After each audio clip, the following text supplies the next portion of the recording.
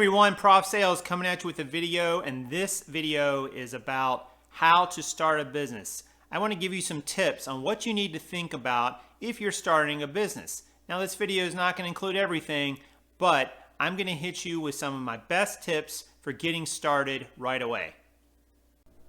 Alright guys, so the first tip that I'm going to give you for starting a business, you need to think about what kind of structure you want to have for your business. Now, there's basically 2 or 3 different forms depending on which one you want to choose. The first structure is a sole proprietorship. This particular structure allows you to basically operate the business as just an individual. Your taxes and so on and things like that just get done on your own personal tax return, and you can take certain business deductions and so on. And so that's basically the type of format that a lot of people start out with, a sole proprietorship. The second type of business you could start is an LLC. This is a limited liability corp. The difference here is your business is its own separate entity, separate from you. Now, this has some advantages, basically being liability. For instance, if you get sued and someone wins a lawsuit against you, they may only be able to sue the corporation and take the money out of it and not come after your personal assets like if you're a sole proprietorship. So that's another type of business structure you may consider as well. And then there's a full-blown corporation, which is similar to an LLC. The corporation gives you even more liability protection, and there's also some other types of corporations where it allows you certain tax benefits, like if you're an S Corp, for instance, you can pay yourself a salary, take out all the payroll taxes and normal income taxes, but then the rest of the money that's left in the business will only be taxed at the corporate rate.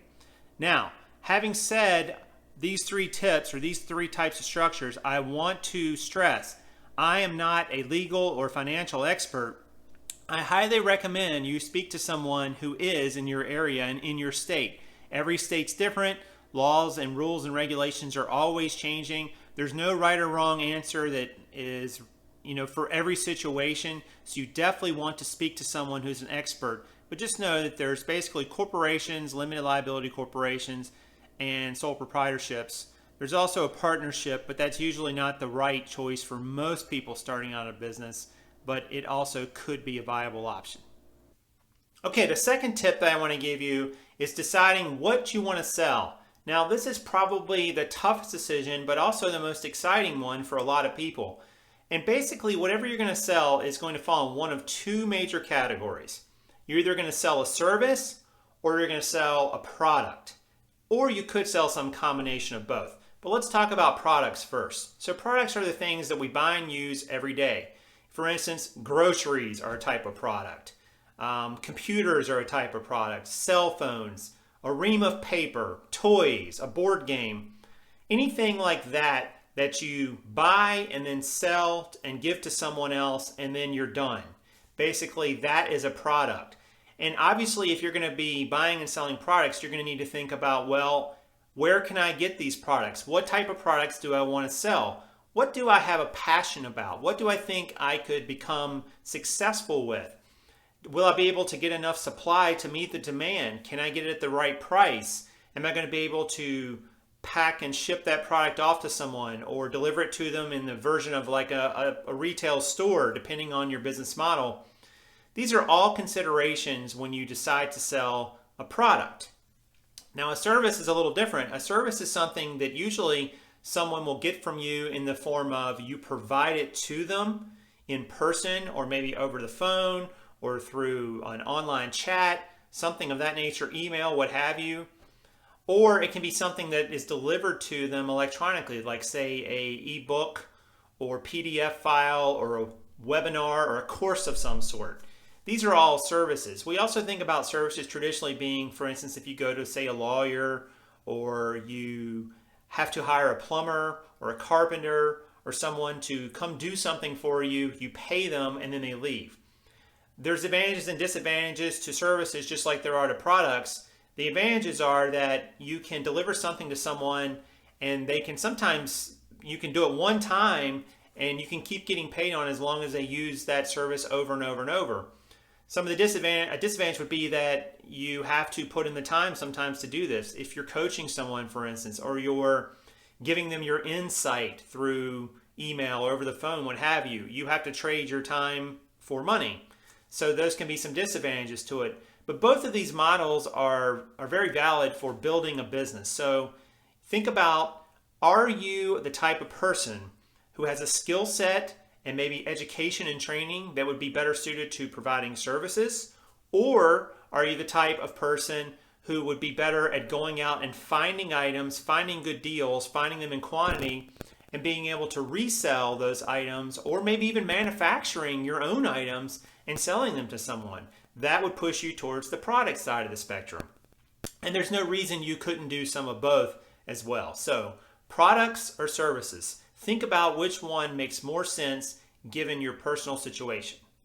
Okay, the next tip I want to give you is deciding how you're going to sell your products or services. And there's different ways to do this. Traditionally, companies have sold their products and services through opening up a storefront or having a physical presence. That is certainly a possibility, but it's not one that I would recommend for you if you are low on starting capital or you don't have much experience running a brick and mortar type of store.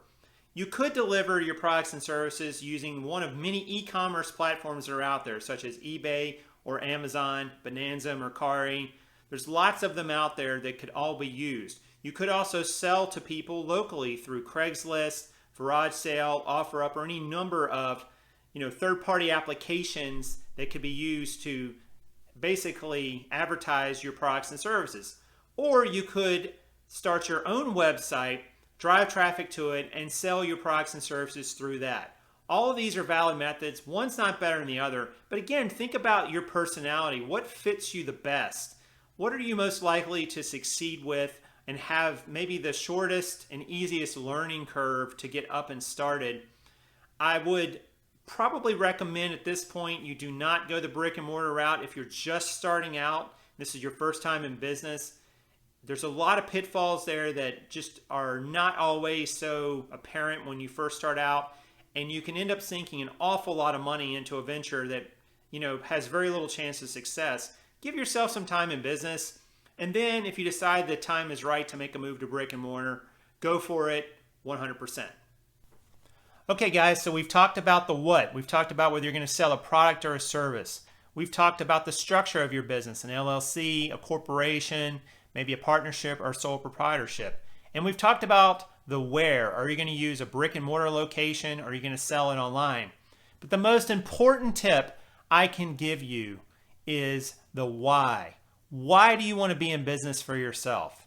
Now, this question brings up all sorts of other questions, but I want to caution you right off the bat and say, if you want to be in business to make money, I would suggest you rethink your reasons. You can make money in all kinds of ways in this life, but having that as your prime reason to be in business is probably going to set you up for failure. Money is a side benefit of you being successful. If you put in place the right structure with the right products and services and you have the right processes to deliver them to people, I can promise you you're going to have success, i.e. money. It will come your way and you can get as big in this business as you want to get. But don't have that as your prime motivator. Think about why you want to be in business for yourself. Some reasons might be, first of all, you may want to be in control of your own financial destiny. You are not in control of your financial destiny if you work for someone else. At a moment's notice, they could tell you to leave. Another reason might be you want the autonomy to make your own decisions. This is not something you can do when you work for someone else either. They are always going to have more authority than you. Third, you might want a different quality of life. Maybe you don't want to fight the rat race every day and having to get up and get ready and commute and drive in and spend all these hours at a place that you don't even care anything about. Fourth might be you want to be able to have your family or your spouse involved in this business. That's not something you can do very easily with another job, but that happens a lot with basically entrepreneurs who start business on their own. And finally, you may just decide that you have something that you can give to the world, that you can give to your customers, that you can deliver better than anyone else or in a different way, and you want to go for it. And you should.